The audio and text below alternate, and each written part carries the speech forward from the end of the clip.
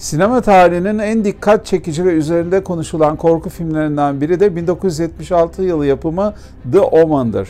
Eğer siz de sıkı bir Omen takipçisiyseniz o filmdeki olayların öncesinde neler olduğunu çok merak ediyorsunuzdur. İşte Omen, ilk kehanet o olayları anlatıyor. 1976'daki filmi şöyle bir hatırlayalım isterseniz. ABD'nin İtalya Büyükelçisi'nin karısı bir doğum gerçekleştirir. Fakat ona çocuğunun öldüğü söylenir ve yerine başka bir bebeği evlat edinirler.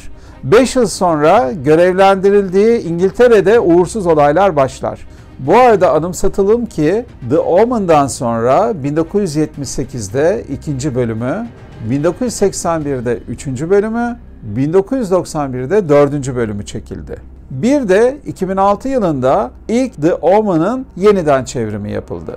The Omen ilk kehanette 1976'da Büyükelçi'ye verilen işte o bebeğin nasıl doğduğuna dair hikaye anlatılıyor. Bir entrika var. Bu entrikada Katolik Kilisesi'nin içinde yuvalanmış şer bir örgütlenmenin kalbine giriyoruz. Kilisenin içinde yuvalanan kötülüğü ise Amerika'dan gelen kimsesiz bir rahibe adayı çözüyor. Genç kadın yönetmen Arkasha Stevenson, Roma'daki politik çalkantılar ve sokak olaylarının gerginliğinde kusursuz bir korku öyküsü anlatıyor.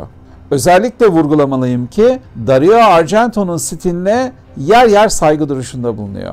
Kamera arkasında İtalyanlarla çalışması çok büyük bir avantaj olmuş bana göre. Altını çizmeliyim, film asla yapay değil. Son derece organik bir dehşet atmosferi var. Ve her şey, mimari, objeler, eşyalar, hatta kumaşlar nefes alıp veriyorlar. Bu da korkuyu kat be kat arttırıyor. Günümüzde bazı türlerde seyirciyi etkilemek oldukça güçleşti. Bunlardan biri komedi ise diğeri de korku türü. Dolayısıyla sağlam bir korku filmi bulduğumuzda hemen öneriyoruz. Bu filmde olduğu gibi.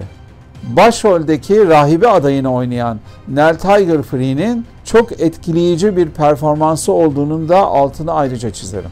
Eğer kötülüğün ve karanlığın kalbine girmek istiyorsanız Omen ilk kehaneti kaçırmayın.